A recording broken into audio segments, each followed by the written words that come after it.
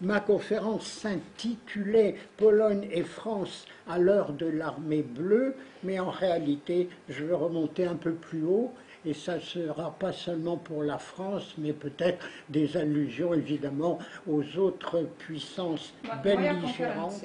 Moja konferencja na początku miała się nazywać Związki Polsko-Francuskie w ramach Armii Błękitnej, no ale w sumie nie będę mówił tylko o związkach Polski z Francją, ale to będzie troszkę szerzej ujęte. Oui, et puis alors là, naturellement, j'ai plus les, tu vois, j'ai plus les illustrations. Ben oui, il faut que je choucatche là. Ah oui, parce que tout à l'heure on a essayé d'avoir un exemplaire pour pouvoir traduire, żeby przetłumaczyć łatwiej, ale teraz muszę się odnaleźć. Oui, ce que c'est, oui, odnaleźć. Bon, donc en Pologne, c'est-à-dire nulle part. W Polsce, czyli nigdzie. On se souvient de la localisation proposée par Alfred Jarry. Alfred Jarry tak napisał w swojej książce. D'accord, pour l'action de sa pièce de théâtre Ubu Roi. Bo to była sztuka teatralna Ubu, Król Ubu. Voilà, hein, 1896, c'est vieux. Alors naturellement, vous le savez tous, ce nulle part est à la fois proche et éloigné de la réalité, puisque effectivement, il n'y a plus d'État polonais, pas de państwo, mais évidemment, dans les trois tronçons, comme on dit, nous, par la Russie, l'Empire allemand et l'Empire austro-hongrois, évidemment, il y a des Polonais, et il y en a également beaucoup en émigration, qui ont conservé le sentiment national de la patrie narodowości. Z tych zaborów wyjeżdżało dużo emigrantów, którzy zachowywali swoje poczucie narodowości. Alors évidemment, il y a eu un certain nombre d'insurrections qui ont été héroïques, mais catastrophiques. Et donc on attend peut-être un miracle. Oui, c'est ça, un miracle. Et peut-être, est-ce que pour certains, ça sera cette guerre mondiale qui se déclenche en 1914 au mois d'août. I ten cud się zdarzył w 1914 roku w związku z wybuchem I wojny światowej. D'autant plus que dans les puissances copartageantes, je ne sais pas comment tu dis. Że wśród zaborców? Oui, c'est ça. Comment dire, il y a des belles déclarations officielles pour obtenir l'appui des Polonais qui sont les sujets ou les citoyens de chaque État. Były piękne deklaracje wśród zaborców, oni po prostu chcieli przyciągnąć do siebie Polaków, żeby służyli w ich armiach. Dès le 9 août 1914, l'état-major allemand déclare aux Polonais, nous vous apportons la liberté et l'indépendance,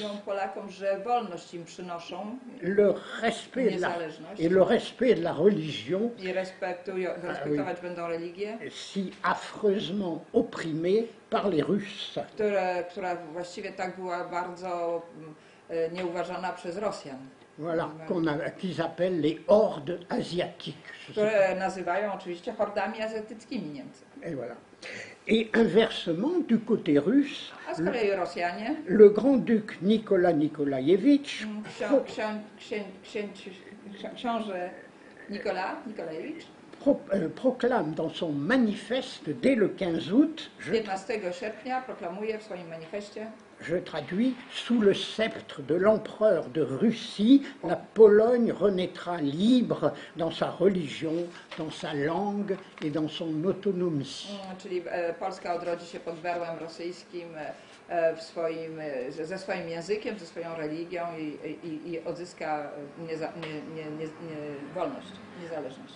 Alors sur le plan militaire, va se former par exemple pour la Russie dès décembre 1914, à la demande du Comité national polonais, Komitet Narodowy Polski, Animé par ce patriote polonais qui était avant député à la Douma de Saint-Pétersbourg, Dmowski, Roman Dmowski. va se former une petite légion, mais toute petite, qu'on appelle Légion de Puławy, parce qu'elle a été formée, instruite à Puławy en... To czyli tworzy się za Dmowski, znaczy Dmowski dzięki jego komitetowi narodowemu tworzy się taka mała formacja wojskowa, która się nazywa Lubelski, Puławski i Lubelski Légion. Legion. Moi, je No, crois. tak to Ouais, mało ouais. było. Mais Légion, mais ça fait à chaque fois peut-être 1000 soldats, pas plus. Chodziło o około 1000 żołnierzy w każdym. Tac, voilà. Alors, là, excusez-moi, je mélange un peu, c'est difficile. Mieszam trochę, bardzo Oui, przepraszam. là j'ai oublié, vous voyez, Bo zapomniałem wam powiedzieć tutaj o c'est tym. une peinture allégorique, symbolique To jest de- malarstwo alegoryczne Malczewskiego. du peintre polonais Malczewski qui représente la Pologne Który au moment reprezentuje Polskę w heureuse momencie, parce que là elle retrouve son odzyskuje niepodległość. voilà, elle retrouve son indépendance.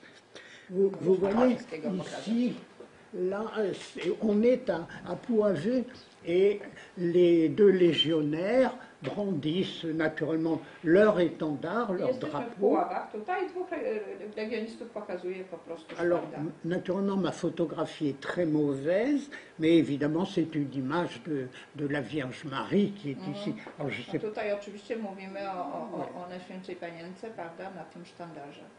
Et là, Z drugiej strony vous avez le drapeau, l'étendard de cette légion de Puławy, vous voyez, Legion tu jest Polski, sztandar Legion Polski Puławski. mais vous remarquez que c'est un drapeau, un étendard, mais il n'y a pas ni l'aigle blanc, ni le fond. Zobaczcie, że na nim nie ma znaczy tutaj nawet nie było na tle czerwonym, ale też nie było orła na tym sztandarze. Exactement. Voilà. Là, c'est un peu après. Hein.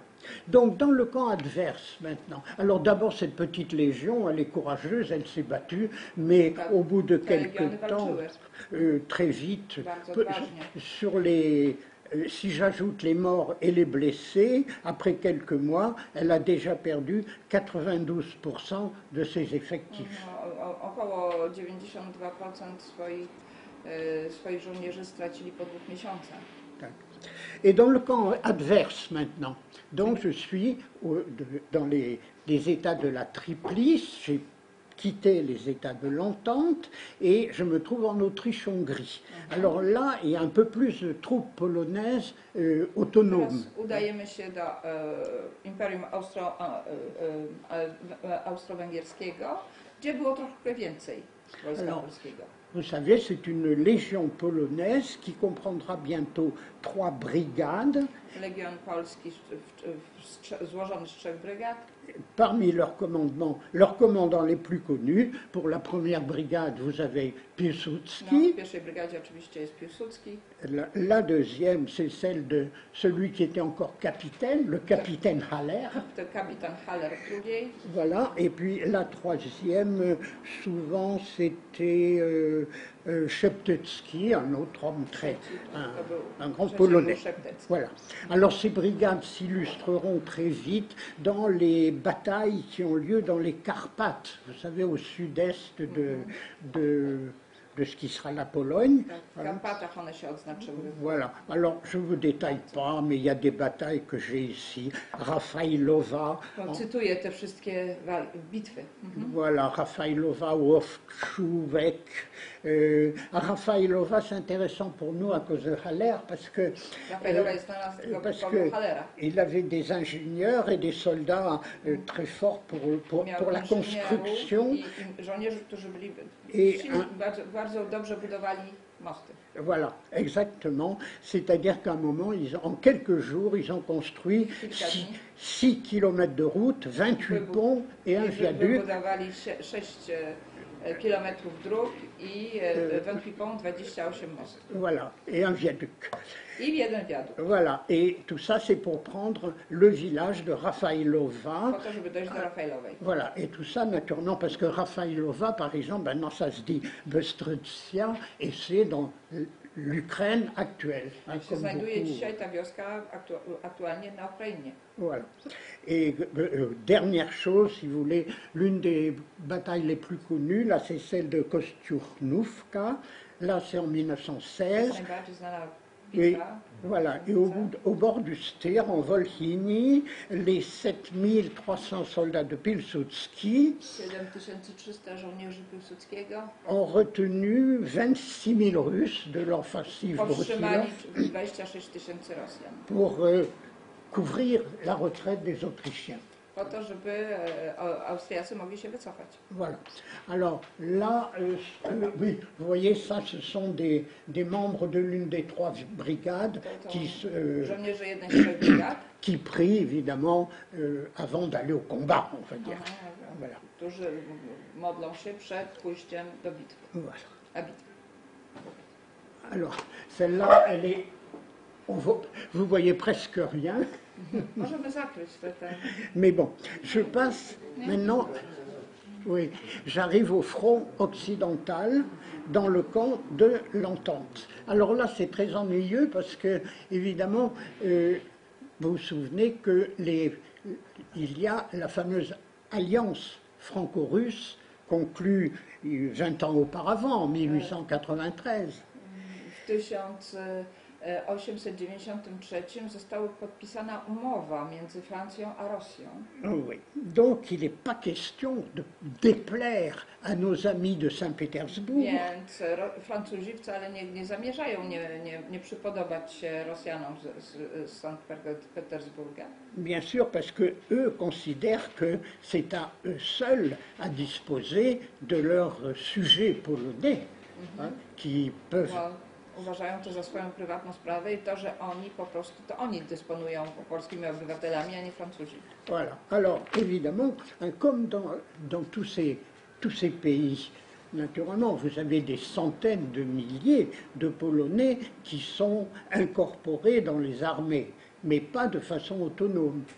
On peut Setki tysięcy Polaków walczą w armiach okupacyjnych, oui. Ale nie w sposób autonomiczny. Prawda? Oui, c'est ça, parce qu'on peut imaginer, en gros, on s'est dit, il y a à peu près 600 000 Polonais dans l'armée russe. I 600 tysięcy było tylko w armii rosyjskiej, 600 tysięcy. Oui, et ça fait à peu près la même chose si j'ajoute l'Autriche-Hongrie et l'Allemagne, à peu près. Jeżeli weźmiemy Imperium Austriacko-Węgierskie plus Niemcy, to tyle samo było z drugiej strony.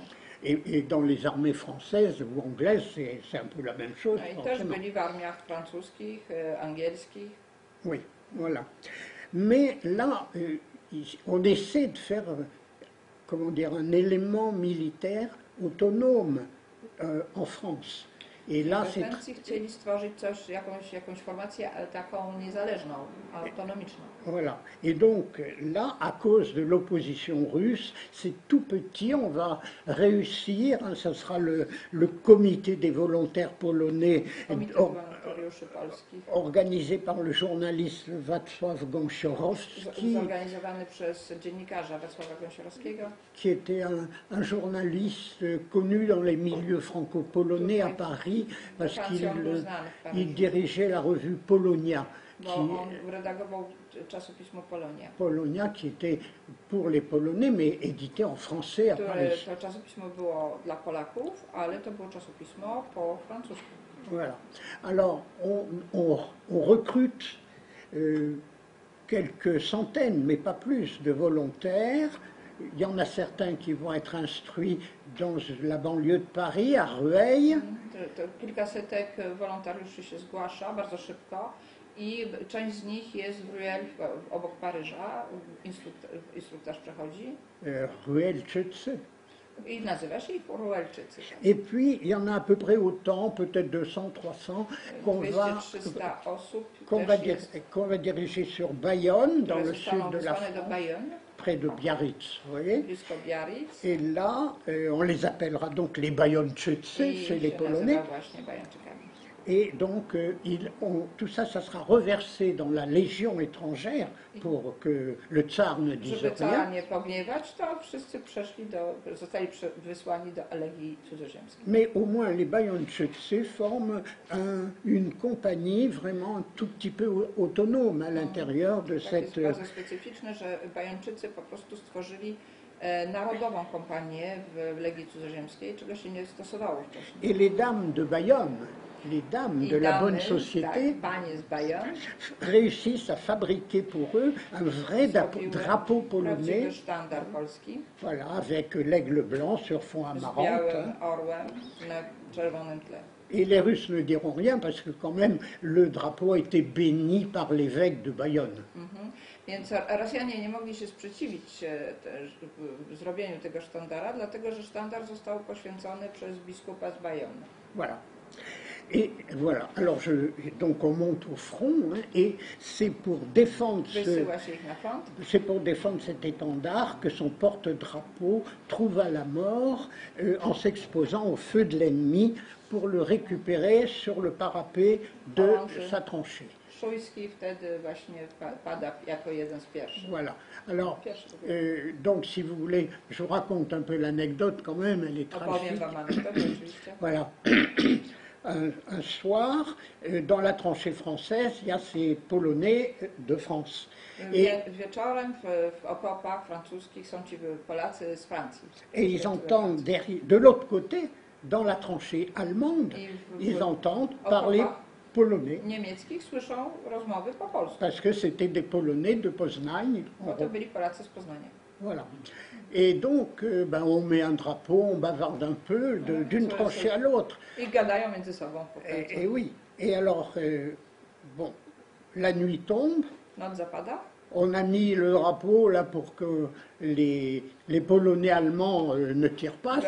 Pokazali ci Polacy z Francji właśnie swój sztandar, żeby nie strzelali. Et malheureusement, le lendemain matin, le drapeau est criblé de balles. Następnego dnia rano jednak zauważyli, że sztandar został strzelony wielokrotnie. Parce qu'évidemment, les officiers allemands se sont rendus compte de ce qui se passait. Oficerowie niemieccy zdali sobie sprawę, że to się dzieje, że zaczynają się porozumiewać. Et voilà, ils ont fait évacuer les Allemands polonais, et c'était des vrais Allemands qui étaient là le lendemain Polacy, matin. pod okupacją niemiecką, zostali ewakuowani, a na ich miejsce przyszli Niemcy. Voilà, et donc le drapeau, on tire dessus du côté allemand, et le porte-drapeau français, enfin polonais, hein, qui s'appelle Szujski, se précipite pour récupérer le drapeau. Biegnie, żeby ten sztandar zabrać i wtedy zostaje Et il tombe, lui, également criblé de balles. Vous voyez, alors là, c'est transformé par le peintre pour que ça ait l'air davantage héroïque. Voilà, et vous le voyez, le porte-drapeau qui se précipite pour entraîner les autres vers l'assaut. Alors c'est pas un pokazane, że Szujski po prostu prowadził do ataku. Voilà. A on ratował sztandar. Mais enfin, bon, Władysław Szujski, de toute façon, était très courageux, évidemment. Et il se trouve que c'était le fils d'un illustre historien polonais qui avait été recteur de l'université de Cracovie. Voilà. Alors, je pourrais en citer d'autres, mais les Bayonnais continuent à se comporter héroïquement. Par exemple, le 9 mai 1915, lorsque leur compagnie est chargée de s'emparer d'une crête, hein, oui, c'est ça. J'aime bien quand je dis c'est ça, tu vois. Et la crête de Vimy, c'était le village qui était à côté. Alors on les lance à l'assaut, ils se battent courageusement et réussissent à prendre la crête. udaje im się Voilà. zdobyć Alors, to wzgórze, naturellement, ils perdent la moitié de leurs ale połowa effectifs. ich ginie. Les officiers, il y a des officiers polonais, mais il y a beaucoup d'officiers français aussi, parce que pour l'instruction, l'encadrement. Hein. Także tam giną i oficerowie polscy, i oficerowie francuscy, którzy po prostu się pod ich rozkazami oni byli. Oui, et alors l'humour noir, naturellement, c'est qu'on se rend compte derrière le commandement qu'on n'a pas de renfort pour aider les Polonais, et donc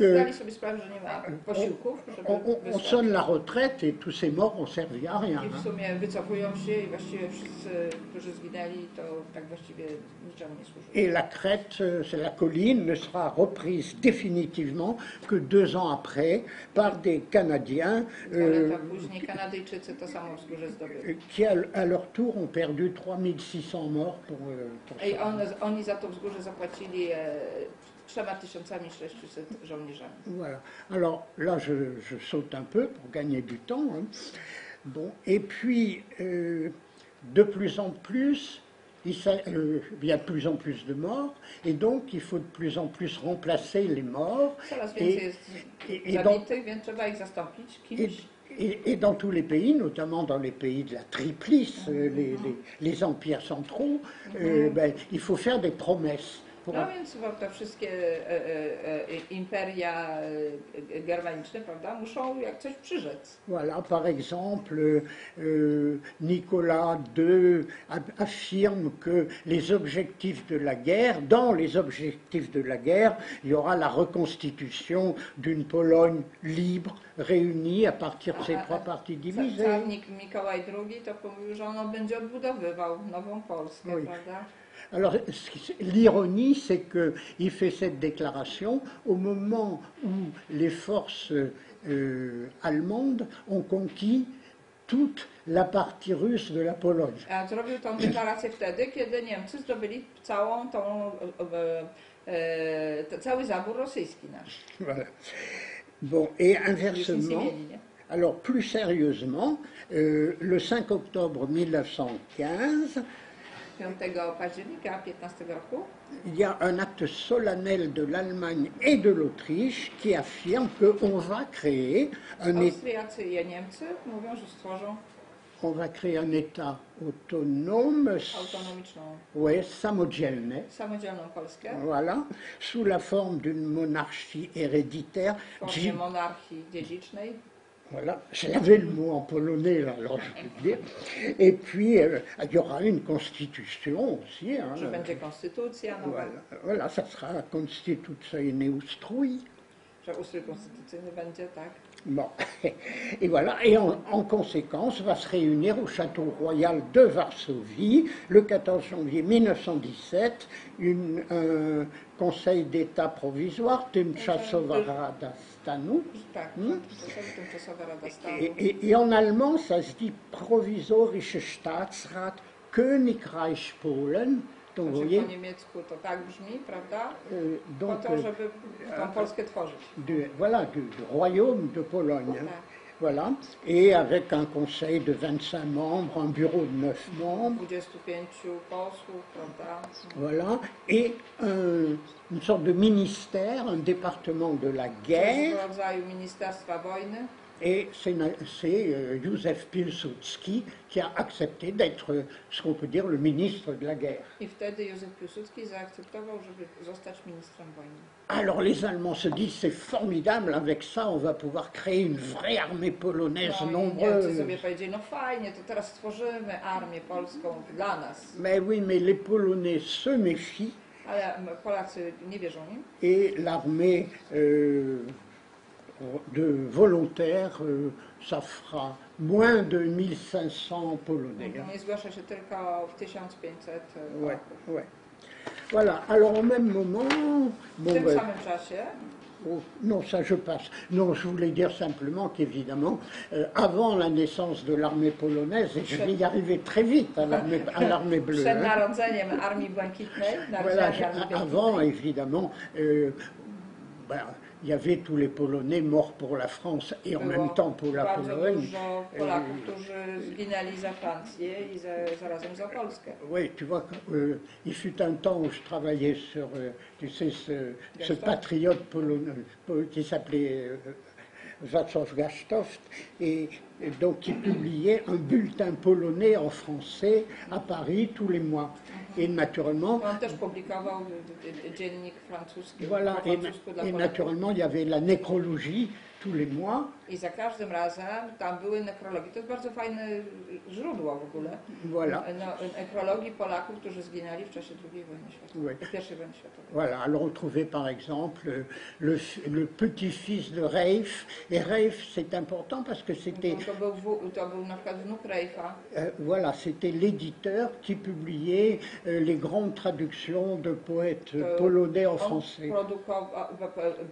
Drukował wielkich poetów polskich we Francji. Donc il perd son petit-fils, et puis le directeur de l'école polonaise des Batignolles, ben, son fils jego syn też Budzinski est mort pour la France aussi. Et też zginął za Francję i za Polskę. Za naszą wolność. Za naszą i waszą wolność. Voilà, c'est ça.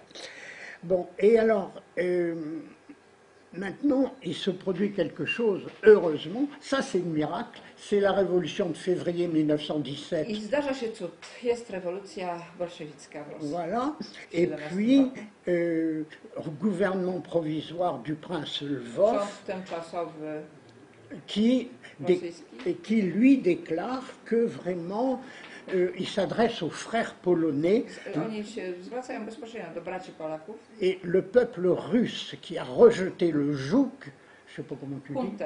Tak, że ten lud rosyjski, który rozwalił huntę, tak. Oui, reconnaît pour le peuple polonais le droit complet et fraternel Polacy mają prawo do wolności. De décider son destin. Voilà. Exactement. Alors le verrou tsariste ayant sauté, et il y a Zamki carskie zostały zniszczone. Oui, deux décisions importantes. D'abord, à l'est, du côté des armées russes. Pendant l'été, on va former un premier corps polonais. Wtedy pierwszy korpus polski w Rosji. Tak, avec à sa tête le général polonais Dowbor-Muśnicki, Dowbor-Muśnicki staje na czele. Qui prend le commandement et établit à Minsk son quartier général. I sztab jest w Mińsku.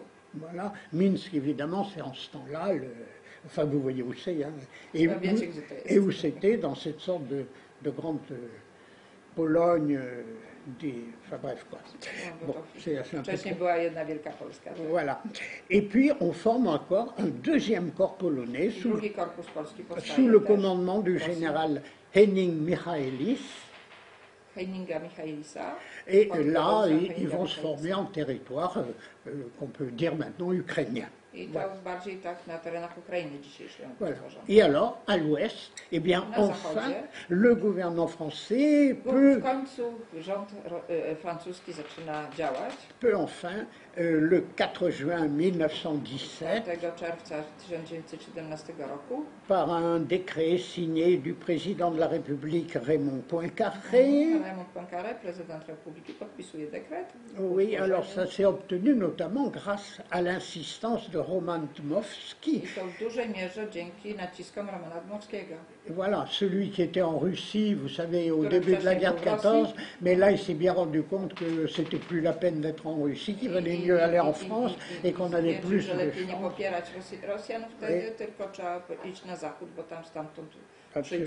Voilà, alors, donc son comité national polonais est en France.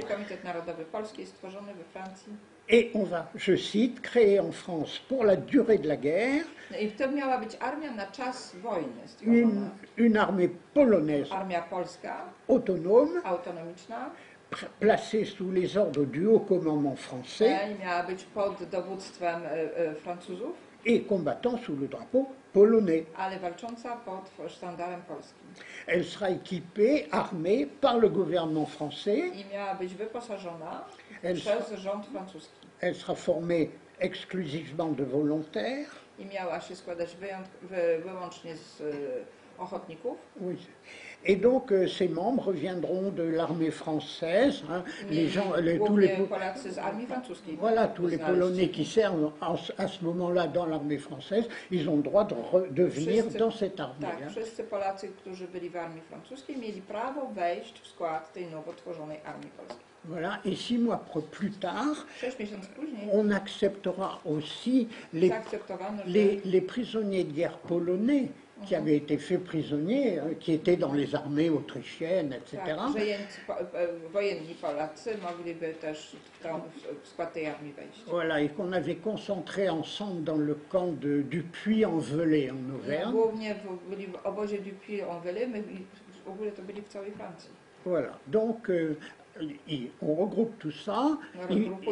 Il faut trouver un général, il n'y a pas de général polonais. Nie ma głównodowodzącego polskiego. Donc, heureusement, il y a le général de division français, Louis Archinard, qui est chargé de l'organisation. Louis Archinard jest pierwszym generałem, który właściwie podejmuje się dowództwa nad tą tworzącą się armią. Mais à gauche, vous pouvez lire. Hein, donc, widać po lewej stronie. Voilà, et à droite, vous voyez, je ne sais pas si vous voyez, un Polonais, Kosciuszko et Kołaski ont combattu pour la liberté de la Pologne et d'autres pays, d'autres nations. Hein, suivez ces traces, hey, allons au combat contre l'ennemi éternel de la Pologne et de la liberté.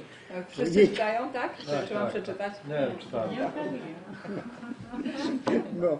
Alors ça c'est et donc parce que Kosciuszko, vous savez que hein, pour les Français, disons, les Polonais connaissent tout ça par cœur, mais pour les Français, Kosciuszko avait été un héros de la guerre d'indépendance des États-Unis contre les Anglais, et ensuite évidemment ça a été un héros polonais contre les Russes essentiellement d'ailleurs. J'y peux rien. Nielicznym Francuzom Remi wytłumaczył, kim był Kościuszko. Voilà. To wiemy. Bon. Alors, donc on recrute bien des gens. Donc les volontaires, on les trouve partout. Hein. No, czyli tych ochotników rekrutuje się wszędzie. Et là, ça, je crois que tu l'as pas la photo là. Si, celle-là, Si tu l'as. Hein. Voilà. Là, on est aux États-Unis.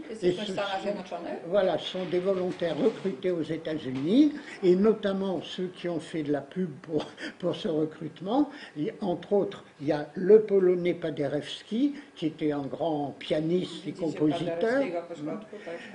Et là, vous avez Paderewski. Vous avez Paderewski en civil au milieu avec ses cheveux blancs. Hein. Ouais. C'était un ami de Woodrow Wilson. To był przyjaciel Woodrowa Wilsona, amerykańskiego prezydenta. Voilà, Dzięki donc temu miał duże ça n'a pas nui. Voilà. Et donc on a fait beaucoup de publicité aux États-Unis, et entre autres il y avait notamment une mission venue de France pour faire, je dis toujours de la pub, et notamment celle qui était dirigée par Wacław Gąsiorowski, le journaliste dont je vous ai parlé tout à l'heure. Prowadzona przez Wacława Gąsiorowskiego, o której Wam mówił. Tutaj jest taki na naszej wystawie, bo mieliśmy wśród naszych członków człowieka, którego ojciec był Oui. w tym. Oui, d'ailleurs. Tej misji właśnie. Oui, il y a beaucoup dans cette délégation, il y avait par exemple Stéphane Reyer, un ancien mineur de la Roure. Ça c'est intéressant parce que c'était. Był Polak w tej misji też. Voilà, c'était ces Voilà, ces mineurs qui étaient dans la Roure. Ensuite, ils sont venus en France pour travailler dans les mines de France. Et là, vous en avez un, Stéphane Reyer, qui ensuite, d'ailleurs, après la guerre, a fondé l'Union des sociétés polonaises en France. I potem on stworzył Unię Związków Polskich we Francji. Oui. Et dans la même délégation, il y avait un jeune prince Poniatowski. Był młody książę Poniatowski Donc, też ça, w tej delegacji. C'est vraiment illustre. Et en plus, ce Poniatowski était marié à une américaine, ça arrangeait bien les choses. Tak, ten Poniatowski akurat miał żonę Amerykankę, to też bardzo pomagało w tworzeniu tej armii w Ameryce. Voilà. Et comme vous le disiez tout à l'heure, il y avait d'autres, des gens moins gradés, hein, notamment ce sergent Rzekiecki, qui a encore des descendants dans la Sarthe. Rzekiecki, tak, i że tutaj ma jeszcze w naszym województwie potomków. Alors donc ces Américains, ils viennent de différentes parties des États-Unis. Souvent ils traversent la ville de Buffalo où se trouve le Polish American Citizens Committee. Et puis ils traversent au départ surtout, on va au Canada parce qu'il y a un certain nombre de camps, notamment le camp de Niagara-on-the-Lake, que vous voyez à peu près où il peut se situer. Tworzą się oddziały w obozie Niagara-on-the-Lake w Kanadzie, po drugiej stronie granicy. Alors ça, on l'a fait d'abord au Canada parce que au début les États-Unis étaient neutres. Na początku to tworzono wojsko polskie w Kanadzie, dlatego że Stany Zjednoczone były neutralne do momentu wypowiedzenia wojny. Voilà. Alors, excusez-moi, c'est un peu difficile de cliquer. Là, c'est le général Archinard. Et donc, le général Archinard va commander le premier camp fondé pour recueillir tous ces... donc, on est dans la Sarthe, comme vous le savez, naturellement. Alors là, je passe vite parce que ça, vous les avez souvent dans notre exposition. Vous avez là le général Archinard sur le quai de la gare de Ciel-Guillaume, puisque c'est là qu'on va faire. C'est le premier camp. Voilà. Bon, là, ça c'est très mauvais comme photo. Là, vous le voyez, le général Archinard décorer un officier du camp de Ciel-Guillaume. Et au fond, comme on les voit dans l'exposition, j'espère que vous aurez le temps de la voir, si le camp a totalement disparu, l'infirmerie du camp et le logement du médecin-major se trouvent au fond de la photo. Vous voyez là. Ten budynek, który widzicie w głębi, to jest sztab i tam był też szpitalik na ostatnim piętrze. Voilà. Alors ça c'est l'entrée du camp, exactement. Et là, il faudrait que j'arrive à l'agrandir. Voilà. Alors vous voyez toutes les baraques de ce camp où on a mis les soldats et les officiers d'ailleurs. Et donc là vous comptez, hein, il y a 6 rangs de baraques. Hein, et il y en a 5 dans l'autre sens. Hein, 6 x 5, 30. Vous logez là-dedans à peu près 60 militaires, bien tassés. Hein, et ce sont des baraques avec une ossature Około 30 było baraków i po 70 żołnierzy, prawda, na początku. To baraki to się nazywa barak Adrien i to są baraki ze szkieletu drewnianego pokryte papą. Oui, c'est du bois de sapin, et puis dessus le toit, c'est avec des sortes de carton goudronné. Hein, karton był asfaltowany. Voilà. Alors, là, ben voilà, c'est la maison du médecin-major et l'infirmerie. Là, c'est la même, hein. Mais vous voyez en bas à droite, il y a une plaque pour dire ça. Hein. Donc, si vous allez à Ciel-Guillaume, vous irez boulevard des Jardiniers et au bout du boulevard des Jardiniers, vous trouverez ça. Voilà. Distribution du courrier. Bon, là, je crois que c'est le bureau des médecins, je crois. En tout cas, vous voyez au mur le portrait de Kosciuszko, toujours. Le grand héros. Ici c'est le foyer, hein, Ognisko. Là, ben, bon, les... A tutaj to się rodziny potem tworzyły. Oui, les dames de Poświadczenie, że były małżeństwa, tak? Il y a quand même eu 7 mariages. Il y a eu 7 mariages, hein, voilà. Au moins 7, oui. Au moins 7, d'accord. Przynajmniej 7 małżeństw się zawiązało wtedy. Et puis ben, là, évidemment, c'est la nostalgie un peu de... Tutaj to bardziej nostalgia, to na pewno. Avec un petit enfant de Ciel-Guillaume qui n'est pas le sien, mais pas de problème. Alors, on va monter au front, naturellement. Hein, bon, alors, on remet des drapeaux hein, à tous ces héros. Par exemple, qu'est-ce que... uroczystości przekazania flag. Oui, le 15 juin 1900... Le 15 juin 1918, on remet les drapeaux au premier régiment de chasseurs 15 polonais. czerwca 18 roku otrzymują wszystkie formacje swoje chorągwie. Là, on se rapproche du front. Hein, Oprócz tego pułku Sille, bo on dostał c'est au camp de Mailly en Champagne, en présence du président de la République, Raymond Poincaré, prezydent Francji przyjechał na to przekazanie. Du général Gouraud, de Dmowski, le président du comité national, etc.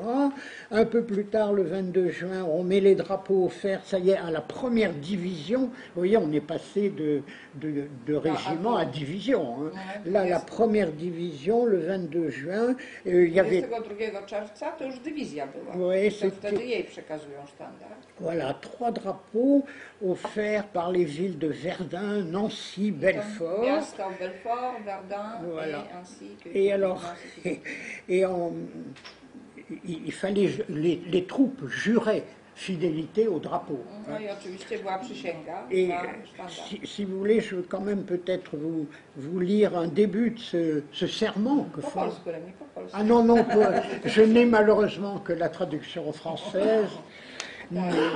Przeczyta tą przysięgę. Je peux quand même, po francusku. Je jure devant Dieu Tout-Puissant, Przysięgam przed Bogiem un dans la Sainte Trinité, i Trójcą Świętą, d'être fidèle à ma patrie, la Pologne une et indivisible, et d'être prêt à donner ma vie pour la cause sainte de son unification et de sa libération. Je jure de défendre mon drapeau jusqu'à la dernière goutte de mon sang, d'observer la discipline militaire, d'obéir à mes chefs et de répondre toujours par ma conduite aux principes de l'honneur des soldats polonais. Je ne sais pas si tu peux résumer. Nie będę tłumaczyć tego dokładnie, dlatego że to jest tekst za bardzo ważny. Myślę, że każdy z Was sobie odnajdzie, a jak nie, to Wam przyniosę jutro po polsku. Bon. À quoi répond, après le discours de Dmowski, l'ouverture du banc, l'éloquent discours du président de la République, Raymond Poincaré. Et alors là, je suis tranquille parce que le discours est en français, on ne me dira rien. Alors,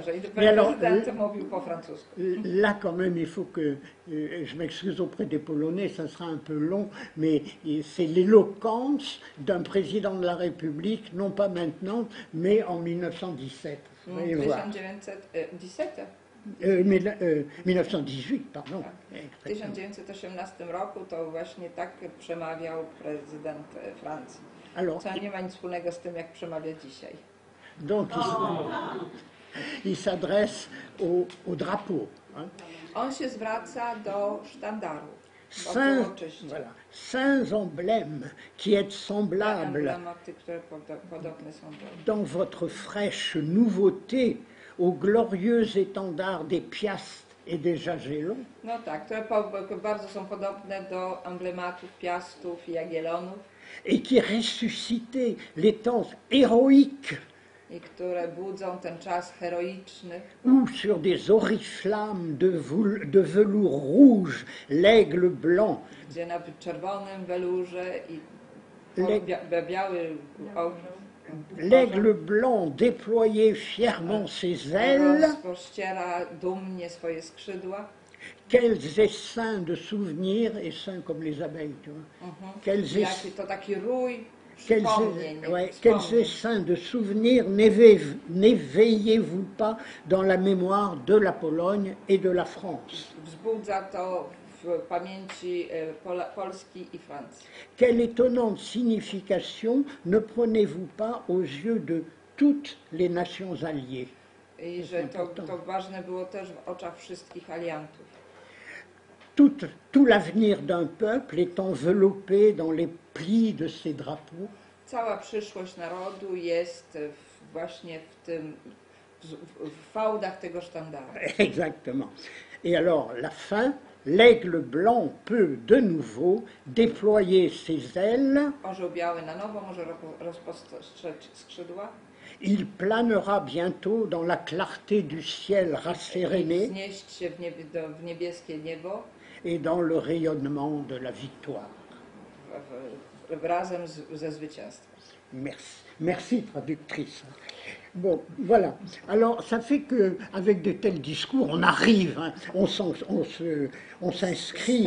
Z taką przemową to aż robi się ciepło na sercu. Et, si vous voulez, au printemps 1918, à peu près, hein, l'armée polonaise compte environ 10 000 hommes. Environ. Armia polska liczy około 10 000 żołnierzy. Pendant l'été, 20 000. W lecie już ma 20 000. Et en novembre, au moment de l'armistice, eh bien, on comptera, kapitulacja. oui, on comptera 7 divisions de tirailleurs. Jest 7 dywizji strzelców. Et plus exactement, alors je dis quand même, hein, 67 600 soldats. 67 600 żołnierzy. 1239 officiers polonais. 1032 oficerów polskich. Et pour compléter l'encadrement, il faudra encore 1402 officiers français. I jeszcze jest 1400 oficerów francuskich. Et voilà. Alors, je saute un certain nombre de, No, przerzucam, bo to de manifestations, mais quand même, quand vous avez une belle revue et que le général français, Faury, il s'appelait, conclut son discours en disant « Niech żyje Polska ». Generał Faury na koniec przemówień mówi „Niech żyje Polska”. Voilà, pourtant il parlait encore plus mal le polonais que moi. Hein. No i mówił po polsku gorzej jak ja. A jak się mówi „Niech żyje Polska”? Voilà, et bien évidemment tout le monde applaudit, tout le monde Oczywiście wszyscy oklaskują to i są wielkie brawa. Voilà. Alors évidemment, on a trop de soldats, on a trop de monde, et on ouvre des camps un peu partout dans Jest l'Ouest. coraz więcej żołnierzy, coraz więcej, a trzeba otworzyć w takim wypadku nowe obozy. Alors naturellement, Mamers, où nous serons demain, My będziemy jutro w Mamers, Domfront dans l'Orne, w Lorne, w departamencie obok. voilà, à Mayenne, Tam tablicę à Laval, à Alençon, Mayenne, w Laval, w Alençon, au Mans, dans la caserne Cavaignac pour les w artilleurs. koszarach Cavaignac, gdzie artyleria powstaje. Oui, là j'avais mon tonton qui était là-bas. Mówi, że jego wujek tam był. Tac. Voilà. Et puis, ben, par exemple, en Bretagne, à Quintin, W Brytanii, w Canton, on monte une école de tam sous-officiers była szkoła podoficerów. et des cours pour officiers ont lieu au camp de Ruchard, en Indre-et-Loire, W Ruchard, w województwie Indre-et-Loire, szkoła oficerska. près d'Azel-Rideau. Obok zamku Azel-Rideau. Voilà. Alors, naturellement, c'est très difficile pour les ordres qu'on donne, les commandements, puisque ces gens-là viennent de différents pays.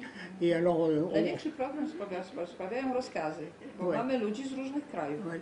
Alors, par exemple, dans certains camps, ben, on se dit, les ordres, on va les donner le matin en français, le soir, on dira les mêmes en polonais. W niektórych obozach rano były na przykład rozkazy po polsku, a wieczorem po francusku. Voilà. Et ce n'est qu'en 1919 seulement, après l'armistice, qu'on publie, c'est Gonchurowski qui a dirigé ça encore, on publie un vocabulaire militaire franco-polonais, Słownik wojskowy francusko-polski. Tak. To Gąsiorowski dopiero napisał to w 19 roku właściwie ten słownik. Mamy ten słownik. Alors comme il s'y était engagé, le gouvernement français livre à cette armée les uniformes, ces mêmes tenues bleu-azur dont sont habillés les soldats français. Francja oczywiście ubiera żołnierzy, ubiera w co? No, w błękitne uniformy, prawda? D'où on appelle à ce moment-là évidemment l'armée polonaise Armia Błękitna. Nazywa się dlatego Armią Błękitną. Mais on livre aussi, hein, le gouvernement livre les armes, les fusils mitrailleurs, des canons. Samo rząd przekazuje broń. Oui, des canons de 75. Et puis, vers la fin, quand cette armée s'en ira en Pologne, il y aura 120 chars Renault. 120 czołgów Renault są Voilà. też wysłane. Alors c'est des FT-17, c'est-à-dire que c'est des chars modernes à l'époque qui ont une tourelle. Jak na tamte czasy to były dobre, znaczy nowoczesne czołgi, bo to były takie czołgi tego Renault, że one miały obracaną wieżyczkę. Voilà, exactement. Voilà. Et puis à la fin, il y aura 98 avions. i 98 samolotów. Voilà. Alors évidemment, on est monté au front, il n'y a pas seulement les revues, il n'y a pas seulement... Tak, no, nie chodziło tylko o to, żeby przekazywać flagi i oglądać wojska polskie, trzeba było je wysłać na front też. Voilà, alors on se bat en juin 1918, et W puis... czerwcu 18 roku walczą na froncie. Voilà. Et puis les combats les plus importants ont lieu à partir du 15 juillet en Champagne. Od 15 lipca 18 roku są walki w Szampanii. Autour de Saint-Hilaire-le-Grand. Obok są Hilaire-le-Grand. Tam były najważniejsze walki Polaków. Oui, là c'est les hommes du premier régiment polonais I ten pierwszy pułk Polaków, polskiej piechoty poszedł tam. Il y a des Poszedł do... On był w Scie sformowany. Il y a des pertes importantes. Bardzo dużo ich zginęło i nagle się przestraszyli Francuzi. Par exemple, ouais, c'est peut-être qu'une anecdote, mais il y a un obus qui tombe sur le baraquement de l'orchestre du régiment. Spadł w pewnym momencie pocisk na barak orkiestry pułku. Et donc il y a plus de régiment, il y a plus d'orchestre, pardon. Więc nie było już muzyków. Et oui. Bon, et alors, d'autres combats, c'est terrible, dans la nuit du 24 au 25 juillet, par exemple. W nocy 24 do 25 lipca mieli bardzo poważną bitwę. Oui, où la 5e compagnie du régiment perd la moitié de ses hommes et tous ses officiers. Kompania drugiego pułku, właściwie połowy żołnierzy. Et tous ses officiers, oui. I wszystkich oficerów. Ah oui.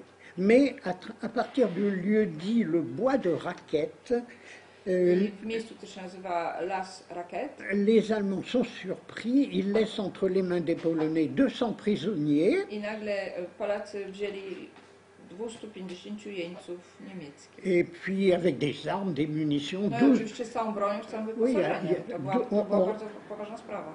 On récupère 12 mitrailleuses, hein, c'est pas mal. 12 karabinów maszynowych. Voilà, et puis après on va en Lorraine, mais en Lorraine on y arrive juste avant le 11 novembre, donc là on a de la chance, ça s'arrête. Mais moi je dois continuer juste 2 pages. No, uważajcie, jeszcze tylko 2 strony, dobrze? Alors, parce que quand même, vous vous rendez compte, on l'appelle l'armée Haller souvent et on n'a pas encore parlé du général Haller. No wyobraźcie sobie, no, mówimy o armii, którą często nazywamy armią hallerowską, a jeszcze o Hallerze nie mówiliśmy tak naprawdę. Ben oui. Alors, c'est parce qu'Haller est arrivé assez tard. Hein. Bo Haller w sumie zjawił się dosyć późno. Voilà. Alors, nous avions laissé Haller, vous vous souvenez, au début de la conférence. Pamiętacie, na początku konferencji zostawiliśmy Hallera w Rosji. Voilà, au moment où il commandait la 2e brigade de la Légion polonaise autrichienne. Był w drugiej brygadzie, był komendantem drugiej brygady austriackiej. Oui, Polaków w armii austriackiej. Oui. Mais un peu plus tard, alors il y a la fameuse affaire du serment. Faut quand même que je dise. Przysięgi. Oui, c'est-à-dire que à un moment, c'est en juillet 1917, là c'est vraiment 17, les puissances centrales ont décidé que la Légion polonaise autrichienne allait prêter serment non seulement à l'empereur d'Autriche, zdecydowano, że Polacy złożą przysięgę nie tylko imperatorowi Austro-Węgier, mais là, ça allait encore parce que l'empereur d'Autriche, aussi bien le vieux François-Joseph que l'empereur Charles à la fin... Ani Franz Józef, ani Karol nie byli tacy najgorsi jeszcze. Ils étaient très libéraux avec les Polonais. Mais là, il fallait aussi... Ale tutaj trzeba było złożyć przysięgę też. Mais là, maintenant, il fallait prêter serment à l'empereur d'Allemagne. I trzeba było Niemcom złożyć tą przysięgę. Alors, la première brigade et Piłsudski refusent. La Piłsudski z pierwszą brygadą nie zgadzają się. Oui. La troisième, c'est pareil. Trzecia też brygada. Mais chez Haller, à la 2e brigade, et Haller lui-même, c'est pas la même chose parce que Haller, c'est pas le révolutionnaire bouillonnant qu'était Piłsudski. Lui, Haller, c'est un homme d'ordre. On był raczej żołnierzem, très religieux, bardzo religijnym, et lui et l'essentiel de sa brigade prête le serment. I większość, czyli jego brygada, on tą przysięgę składają. Voilà. Alors que Piłsudski, Sosnikowi, son adjoint, etc., sont déjà emprisonnés à la forteresse de Magdebourg. Tak, zamknięci w fortecy Magdeburgu. Voilà. Mais il va se passer quelque chose Ale d'autre. stanie się coś. C'est-à-dire que le 9 février 1918, 2 lutego 18 roku les puissances centrales, donc Allemagne et Autriche-Hongrie, Niemcy i Imperium Austro-Węgierskie à Brest-Litovsk, w Breszcie Litowskim. ah oui, bien sûr, à Brest-Litovski, Traktat brzeski. oui, pas pour Polsku, Tak, bo tutaj Brest, a to jest Brest-Litovski, Brest, oui, tak. oui, c'est ça. Bon, accepte l'indépendance de l'Ukraine, qui n'était pas encore indépendante. Akceptują, żeby Ukraina stała się niepodległa. Voilà. C'est la première fois hein, depuis longtemps. Hein. Po raz pierwszy od dawna. Voilà, ils acceptent ça et notamment en plus ils rattachent à l'Ukraine des territoires qui depuis très longtemps étaient polonais. I dołączają do Ukrainy terytorium, które Notamment, było bardzo długo polskie. notamment la ville de Chełm. Miasto Chełm. Voilà. Alors ça, tout d'un coup, la deuxième brigade Dlatego już druga brygada nie zniosła. et Haller n'acceptent pas, se sentent trahis par les Czują się Autrichiens. zdradzeni przez Austriaków. Et donc, dans la nuit du 15 au 16 février 1918, on est maintenant en 18, z 15 na 16 ils traversent les lignes pour rejoindre les Russes. I oni przechodzą granicę wtedy i dołączają się do wojsk rosyjskich. Alors c'est toute une histoire, To jest cała historia. ils sont obligés de marcher des centaines de kilomètres. Setki kilometrów przechodzą. Ils se retrouvent au nord de Kiev, à Kaniów. Odnajdujemy w Kaniowie, niedaleko Kijowa. Là, ils sont attaqués par les Allemands qui sont très supérieurs en nombre. Tam Niemcy ich atakują, Niemcy, którzy są dużo bardziej liczni niż... Voilà. Alors je dois avoir ça d'ailleurs. Oh là là. Soyez patient, on approche. Troszkę cierpliwości zdjęcie zdaje. Dołączył do drugiego korpusu polskiego. Alors, oui, là, vous voyez, ça, c'est les tanks qui ont été livrés par les Français à l'armée bleue. Hein. To są czołgi, które zostały przekazane Armii Błękitnej. Alors là, c'est notre général Haller, évidemment, vous connaissez tous. Wszyscy znacie zdjęcie. Alors là, vous ne voyez rien du tout, mais c'est la bataille de Kaniów. No tutaj nic nie widać, ale tu jest właśnie ta walka pod Kaniowem, tak? Mais là, ça a été très obscurci pour que, comme c'est une défaite polonaise, il ne faut pas trop la montrer. A skoro to Polacy przegrali, więc nie będziemy za długo o tym mówić. C'est une plaisanterie de moi, hein, c'est pas une plaisanterie du peintre. Le tableau est beau dans la réalité, mais j'ai raté la photographie. Bardzo piękny obraz Kalinskiego. Alors, donc, Haller, Haller et quelques-uns de ses soldats réussissent à regagner Moscou. De là, ils sont exfiltrés jusqu'à Mourmansk, hein, où se trouve une mission britannique. Jest misja angielska. Voilà. Et là, vous voyez, bon, mon russe. Voilà mon Niedźwiedź, là. Et c'est la mascotte de cet endroit-là, vous voyez. Hein. C'est pour ça que je l'ai photographiée à Varsovie, quand même, elle valait la peine. Hein. Voilà. Et après, il se rend en France et... I stamtąd Haller przypływa przez Anglię do Francji. Voilà. Alors, il se trouve en France.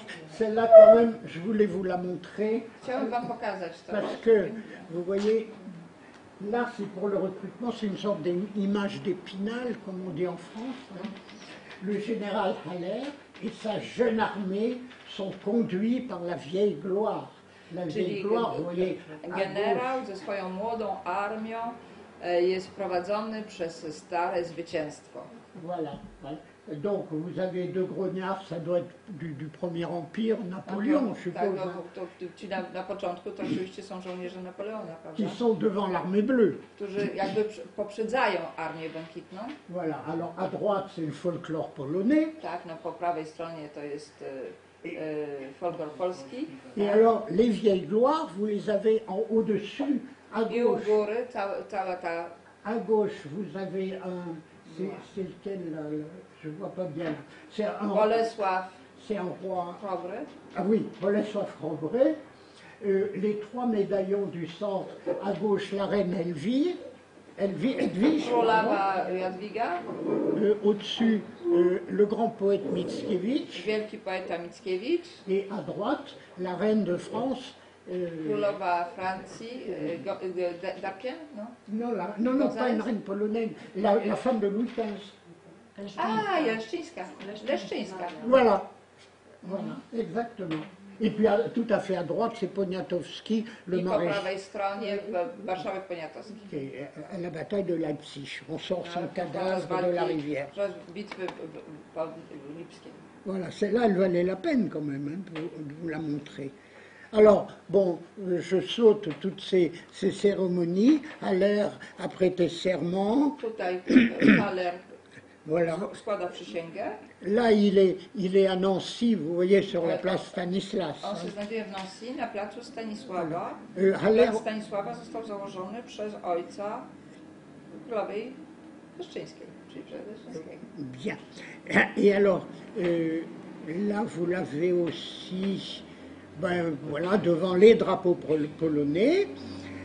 Il a toujours sa canne. Hein, pour la, Cały czas jest ze swoją laską, tak tutaj przysięga na sztandar. Pour la petite anecdote, ne croyez pas qu'il a, parce que c'est parce qu'il a été blessé à la guerre et que donc, à cause de ça, il a sa canne, c'est parce qu'il allait en voiture rejoindre Piłsudski pendant que, quand il était en Autriche. Et il a eu un accident de voiture. Et il a eu un accident de voiture. Oui, oui. Proszę? Tak, pod Częstochową, prawie Częstochowa. Voilà, alors, là j'ai presque fini. Hein. Ja skończyłem. Donc je saute. Oh, c'est dommage parce que j'ai quand même en français le premier ordre du jour de Haller. Hein. À partir de ce jour, j'ai pris en main le commandement. J'ai pris en main le commandement en chef des armées polonaises sur la nomination du Comité national polonais, la plus haute autorité politique sur les forces armées polonaises. Władza polityczna nad armią polską. Voilà, reconnue par les États alliés.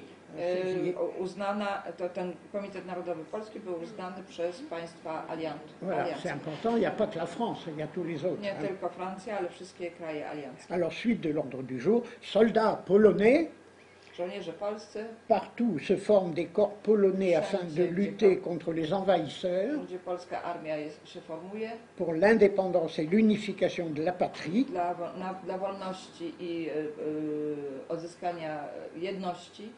Il constitue une seule force polonaise armée reconnue comme armée polonaise. To była jedyna armia, która została uznana jako armia polska. Et après 150 ans d'esclavage, il en a rajouté quelques-unes. Mówię, że po 150 latach niewoli la Pologne reparaît parmi les nations libres. I Polska ponownie znajduje się wśród krajów wolnych. Les drapeaux de la Pologne indépendante flottent sur les champs de bataille de la guerre mondiale. No i że sztandar polski powiewa jako zwycięski nad polami bitew I wojny światowej. Voilà. Alors, armistice du 11 novembre. Czyli 11 listopada następuje podpisanie kapitulacji. Voilà. Et ce qui est important, je trouve, c'est que, comme vous le voyez là, on To est jest sur la, ważne, on no. est sur la place de la Concorde à Paris. Jesteśmy na Placu Zgody w Paryżu. C'est le grand défilé de la fin de la guerre, hein, de To la jest victoire. wielka defilada na koniec wojny. Voilà, c'est le grand défilé de la victoire. Et ensuite, on va se rendre à l'Arc de Triomphe. I następnie oni się udają stąd Voilà. do łuku triumfalnego. Et là, vous avez à la fois le généralissime, le maréchal Foch, Mamy Vous avez- tutaj generała Fosza, vous avez Pétain, général marszałka potem. pour la France, vous avez Haig pour les Anglais, vous avez Pershing pour les Américains, Amerykanie, et vous avez Haller pour la Pologne. czyli między Pershingiem Donc il figure parmi les vainqueurs. i Haller wtedy też jest na tej defiladzie i on jest między zwycięzcami. Voilà. Et on peut, hélas, comparer avec les défilés de 1945. Hein. Można powiedzieć to, że to jest, była defilada zwycięstwa, I voilà. taka jak w 1945 roku. Et là, il y a Tylko wtedy nie było Polaków. Niema, hein. Nie ma. Voilà. Et oui. Alors, maintenant, dernière page. Ostatnia strona. Dernière page. On a la victoire. Attendez, on a la victoire sur le front de l'Ouest. On n'a pas, le 11 novembre, la victoire sur le front de l'Est. Mówimy o kapitulacji na froncie zachodnim, natomiast wojna trwała na wschodzie cały czas. Et donc, il faut continuer la guerre de l'autre côté. Czyli trzeba walczyć z drugiej strony. Et par conséquent, eh bien, au bout de quelques mois, on décide, avec l'accord du maréchal Foch, de Ze zgodą marszałka transporter Fosza tous les volontaires de l'armée bleue qui veulent bien retourner en Błękitna Pologne. wyjeżdża do Polski. Voilà. Et donc, c'est par train, on se transporte, on part. Pociągami. On commence le premier train le 15 avril 1919, 15 kwietnia pierwszy pociąg odjeżdża. dernier train le 27 juin I ostatni pociąg 27 czerwca. Voilà. Alors, toute cette armée bleue, cette armée à l'air est fusionnée avec l'armée existante en Pologne, officiellement le 1er septembre. Istnieje już w Polsce, zostaje połączona z tą nowo przybyłą armią hallerowską. Officiellement donc le 1er septembre, Oficjalnie 1 mais sierpnia. il faut se dire que les 7 divisions, Trzeba powiedzieć, że 7 dywizji elles vont changer de nom, elles vont changer zmienią de numéro, nazwę, numer. mais elles ne seront pas tellement fusionnées. Enfin bon. Ale tak prawdę mówiąc, to nie ma tej, Voilà, taka voilà. fuzja nie następuje. Et donc ce sera avec cette armée I to z tą armią que le général Haller ira combattre d'abord, on va dire, generał Haller będzie walczył il va combattre les Ukrainiens z Ukraińcami, pour que le Lwow ne devienne pas encore Lviv. żeby Lwów nie stał się Lwivem. Ça, il faudra attendre 1945. Et puis, il se retrouvera ensuite sur le front nord, libérant Toruń Następnie odnajduje się na froncie en północnym, janvier wyzwalając 1920, permettant ainsi w 20 roku à la Pologne d'accéder à la mer. i pozwala to na dojście, Alors, là, odzyskanie vous voyez, dojścia do morza. Ça, c'est l'un des trains de matériel qui va en Pologne. I to jest pociąg ze sprzętem. Voilà. Tak? Et là, alors il y a la grande. No i ze Comment dire, sztywiny z morza. Voilà, c'est ça. C'est la grande cérémonie où le général Haller lance un anneau dans la mer et pour symboliser l'union Zasłubim-Polski-Zmorze. Alors je m'arrête là, on pourrait continuer jusqu'au miracle de la Vistule, mais bon. Mówić jeszcze o cudzie nad Wisłą, Rydze i tak dalej, ale już... Et la Pedriga le 28 mars 1921. Radziłko, podaj mi laskę. A teraz jeszcze pokażę panu laską, które się generał Haller podpiera. Po Je vais vous wypadku, montrer la canne utilisée par Général Haller. Proszę ją pokazać, a mówię tak dalej. tak wygląda. To jest puncowane srebro, rok 1910. No to jeszcze raz dziękuję. Dziękuję. Bardzo dziękuję. Bardzo. I zapraszam, proszę przyjechać. To teraz ja, ja jestem dowódcą 12 Brygady Zorganizowanej Błękitnej Brygady. Les commandants de la 12e brigade mécanisée Ze Szczecina, z Targardy Choszna. Tam nigdy cholera nie było, także... de Szczecina, Stargardy, Choszczno. Mais le Haller, il était jamais là-bas. Podziękowanie, bardzo proszę o przyjęcie. Też trzeba się przesunąć, panie generale, bo znowu wszyscy jesteśmy... Przesuniemy się, bo światło nam świeci w oczy. Remi, tak. Tu na boczku, Jeszcze troszkę. To jest symbol. Jeszcze troszkę musimy się przesunąć. Jeszcze O, jeszcze trochę. dalej. Wyłączyć, no ale to tło ładne robi do zdjęcia. To jest symbol. Samo się wyłączyło, bo włączyło. Sypą.